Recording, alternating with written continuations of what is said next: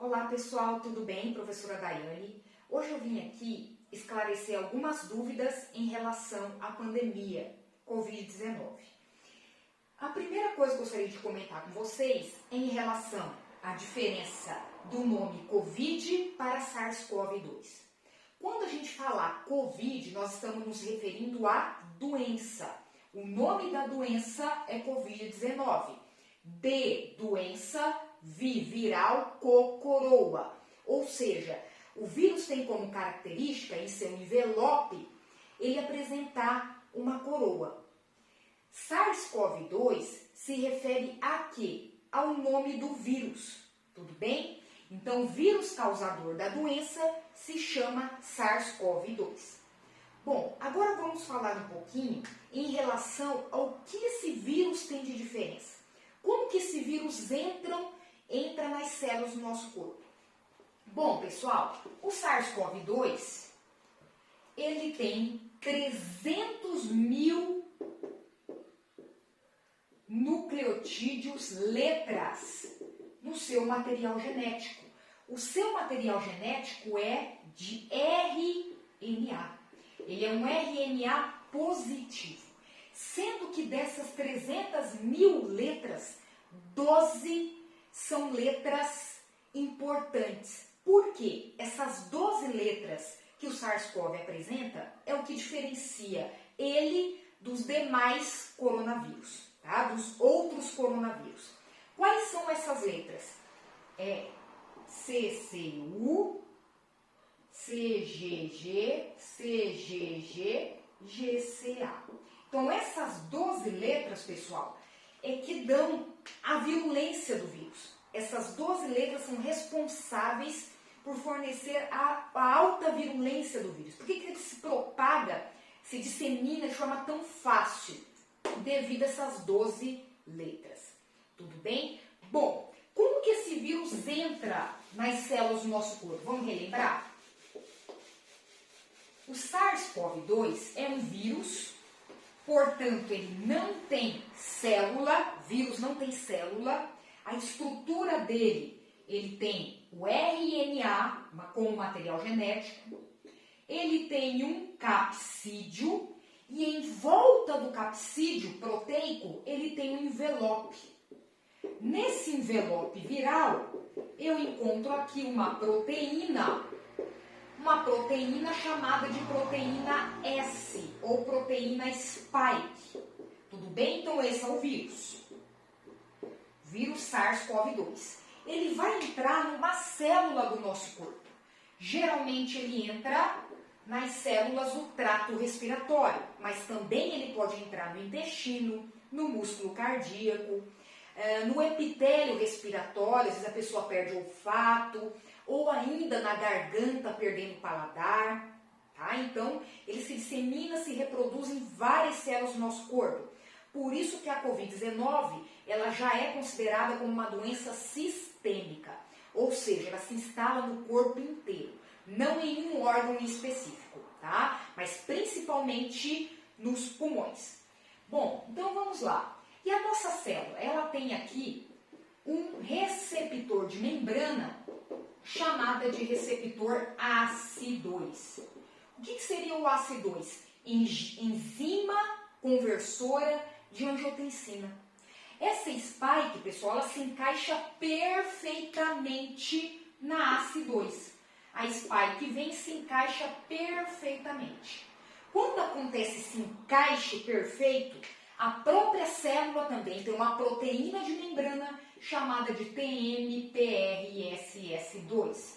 A TMPRSS2, que é uma proteína transmembrana, tá? Serina, uma protease, ela vem e corta a spike. Clivando a spike, esse vírus vai entrar na célula por endocitose. A própria célula abre o caminho de entrada para o vírus e aí então ele consegue penetrar na célula. A partir daqui, pessoal, é tudo que nós sabemos. Esse vírus ele utiliza o maquinário celular, utiliza a ATP da célula, utiliza as enzimas, os ribossomos da célula para se reproduzir.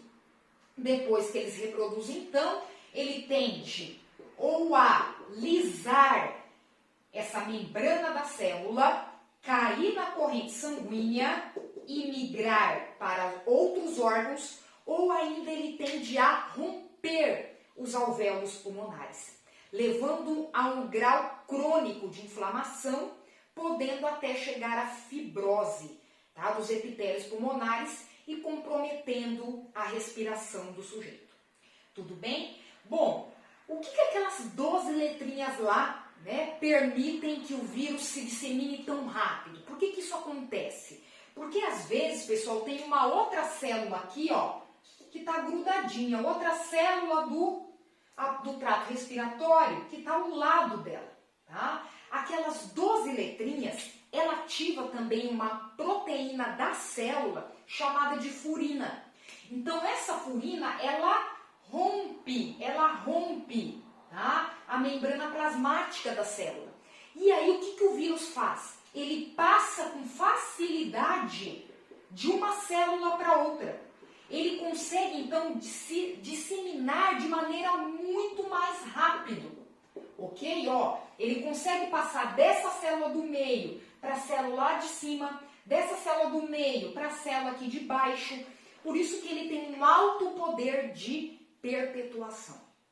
Tudo bem? Então aquelas 12 letras fazem diferença, tá? Bom, além disso, pessoal, gostaria de comentar com vocês agora um pouquinho dos testes que detectam o vírus, tá? Ou os testes usados para a detecção da doença. Então a gente tem o teste chamado de PCR e o teste chamado de teste sorológico, que é o mais usado. É o sorológico, ok? Olha só, pessoal, o PCR, o que ele vai detectar? Ele é um teste específico. Por que ele é dito específico? Porque ele busca o vírus. É isso que ele busca, tá? Então ele vai buscar o material genético do vírus. Quem é o material genético do vírus? É o RNA viral. Agora, o teste sorológico, ele é inespecífico. Ele não é tão preciso. Porque o que ele vai buscar? Ele busca os anticorpos produzidos pelo indivíduo. Então, o indivíduo foi contaminado. Ele tem o vírus no corpo dele. O vírus, ele apresenta moléculas estranhas ao nosso corpo. Nós vamos reagir, nosso sistema imunológico reage produzindo anticorpos. Então, o teste sorológico, o que ele detecta? O vírus? Não. Ele detecta a presença de anticorpos na corrente sanguínea. Tudo bem? Falando então agora do teste PCR, só dele, tá? Como que acontece o PCR? PCR quer dizer o seguinte, pessoal, reação em cadeia de polimerase. O que é a polimerase mesmo? Vocês lembram da polimerase? DNA polimerase é a enzima responsável pela duplicação do DNA, não é isso? Como que é feita a PCR, pessoal? Primeiro, é coletado, tá, do nariz da pessoa ou da garganta uma secreção.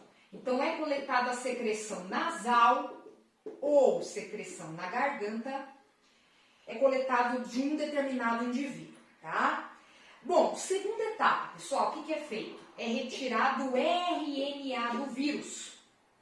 É feita uma técnica em laboratório e o RNA viral, ele é isolado. É retirado a sua cápsula, enfim, seu envelope, e é separado esse RNA viral. De posse desse RNA viral, agora resta eu fazer o quê?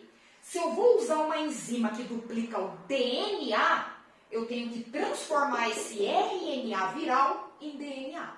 Então, o próximo passo é transformar esse RNA em DNA, tá? Para isso, eu uso uma enzima chamada de transcriptase reversa.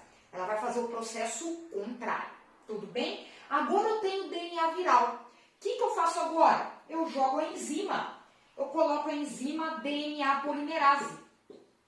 Essa enzima DNA polimerase, o que ela vai fazer? Ela vai passar por 20 ciclos.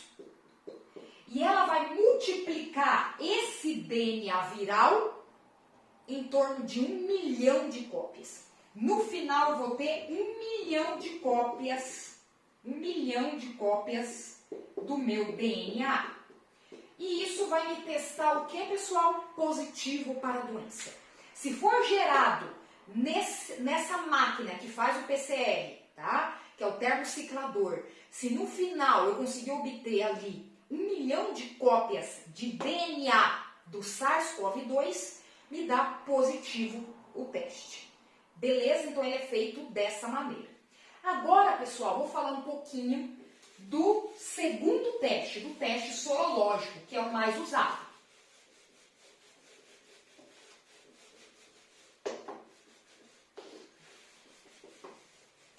O teste sorológico, pessoal, ele se baseia na procura dos anticorpos.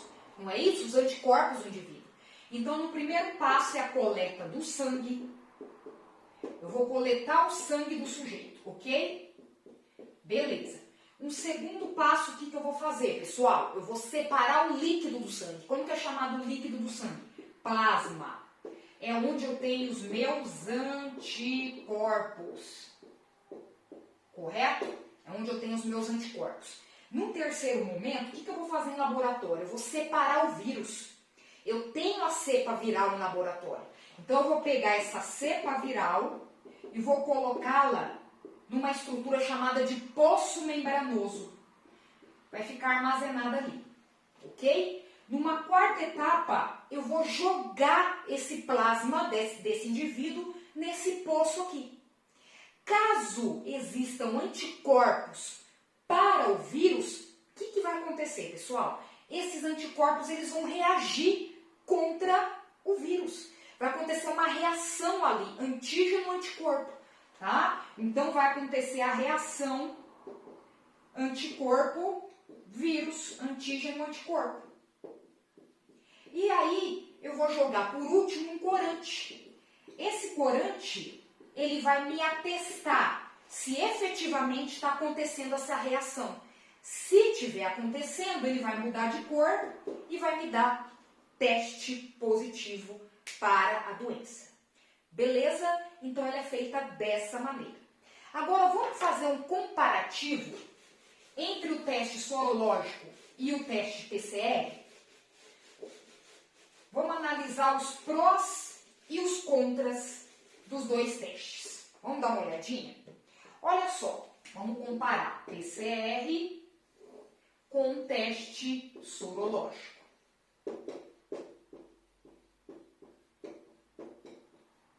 Ok? O PCR, ele é mais preciso? Sim. Por quê, professora? Porque ele procura o vírus. Tá? Ele é mais preciso. Ele vai procurar o material genético do vírus. O teste sorológico, ele não é tão preciso. O PCR, ele demora para ficar pronto. Principalmente agora, né, pessoal? Nessa época de grande demanda. Ele demora ali por volta de 4 a 10 dias, depende do laboratório, enfim, da demanda. O teste sorológico, ele sai de 15 a 30 minutos, ele fica pronto. Ele é um teste rápido, ok? Bom, então é favorável para o sorológico nesse caso.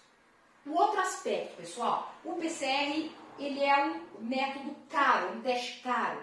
Envolve uma máquina cara, que é o termociclador, envolve uma equipe preparada, capacitada, que tenha condições de ler e interpretar os resultados. Agora, o teste sorológico não. Ele é barato, ele tem reagentes muito mais em conta e essa equipe ela não tem que ser tão especializada assim. Tudo bem? Então, uma diferença importante. Outra coisa, por que eu não tenho uma precisão no teste sorológico? Porque ele pode me dar um falso negativo. Quando que isso pode acontecer? Quando no início ali, Por exemplo, eu fui contaminada ontem, de ontem para hoje. Será que eu produzi uma quantidade de anticorpos adequada? Ainda não. Então, no início, quando o indivíduo está na janela imunológica, pode dar um falso negativo. O indivíduo já está contaminado, mas o teste ele dá negativo. Ou ainda ele pode dar falso positivo. Quando que isso pode acontecer, pessoal? Por exemplo, o indivíduo está com uma gripe, um resfriado, enfim. E esse vírus que o indivíduo está é muito parecido com o SARS-CoV. Assim, o indivíduo vai produzir anticorpos também. E aí, a presença de anticorpos, ela pode dar como positivo, mas na verdade, o indivíduo está com outro tipo de vírus, tá? Então, pode acontecer também o falso positivo. Tudo bem, pessoal?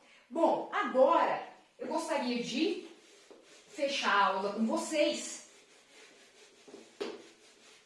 comentando um aspecto importante, tá? Por que que o indivíduo que está fora do grupo de risco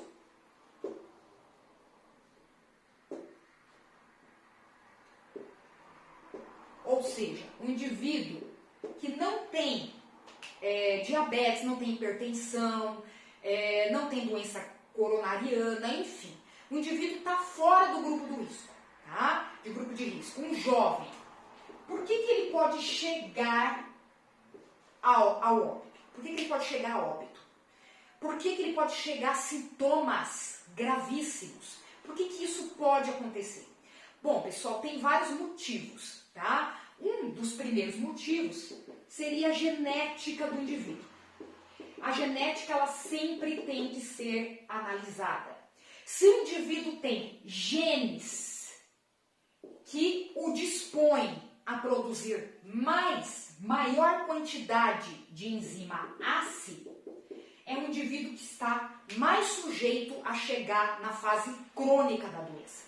Quanto mais receptor a célula tem, mais fácil o vírus penetra na célula. Tudo bem? Então, uma das possibilidades é essa. Outra coisa, pessoal, a genética também faz diferença no aspecto imunológico. Tem pessoas que respondam à presença de um agente infeccioso, um patógeno, de maneira muito melhor, de maneira muito mais rápida, muito mais eficiente. Então, está relacionado também com o tipo de genes que estão envolvidos no processo imunológico, no processo de defesa desse indivíduo. Outro aspecto importante, pessoal, é o aspecto físico do indivíduo. O preparo físico desse indivíduo. Esse indivíduo faz exercício físico, é um indivíduo sedentário, tá? Então isso é importante, o aspecto físico e o aspecto nutricional. Isso faz diferença. Por quê, pessoal? O vírus ele tende a se multiplicar, se reproduzir, como eu disse para vocês, nos alvéolos pulmonares. A pessoa que já tem um preparo físico, ela sofre muito menos em relação às condições de hipóxia, né, no corpo de um sujeito, ou seja, baixa saturação de oxigênio. Um indivíduo que não tem preparo físico, ele vai sofrer muito mais com a falta de oxigênio, né, com a quantidade de processo inflamatório que vai acontecer, né, nesse corpo. E também o aspecto nutricional está atrelado. Por quê? Vai depender das vitaminas que existem nesse corpo. Esse corpo é bem nutrido, ele tem vitamina A, ele tem vitamina D, ele tem vitamina C, né? São vitaminas importantes que atuam na defesa do corpo, são micronutrientes importantes. Tanto as vitaminas quanto o zinco, o selênio, são minerais que atuam na defesa. Tá? O zinco, ele atua na maioria das reações químicas de defesa. Ele é um cofator enzimático muito importante. Então, eles auxiliam na maturação dos linfócitos, auxilia na quantidade de linfócitos B que são produzidos, aumentando, então, a quantidade de anticorpos na corrente sanguínea. Tudo bem? Bom, o que mais, pessoal? Um terceiro aspecto é a quantidade de citocinas que é produzidas, que são produzidas por um indivíduo. Quanto maior é a quantidade de citocinas, maior é o quadro inflamatório. E aí a probabilidade, né, de gerar coágulos na corrente sanguínea é maior. Nós sabemos que a doença COVID já foi considerada por muitos como uma doença trombolítica, porque gera coágulos na corrente sanguínea. Ativa a enzima COX, produzindo, né, tromboxanos e facilitando a agregação plaquetária. Tudo bem? Bom, o quarto aspecto ainda seria a carga viral que o indivíduo está exposto. Tem alguns estudos que indicam que médicos, enfermeiros chegam muito mais fácil, né, de ter uma propensão maior de chegar numa fase mais avançada da doença. Por quê, pessoal? A quantidade de vírus que esses profissionais estão expostos é muito maior. Quanto maior é a quantidade de vírus, é mais fácil chegar numa fase crítica da doença. E um último aspecto é em relação à virulência da cepa. Já tem estudos que indicam que o SARS-CoV vem passando por mutações, mudanças no seu material genético. E se por acaso o indivíduo ele for infectado por uma cepa mais virulenta, ele tem maior probabilidade de chegar a essa fase mais crítica, né? Então apresentar sintomas aí mais graves. Tudo bem, pessoal? Até a próxima aula e obrigada pela atenção de vocês.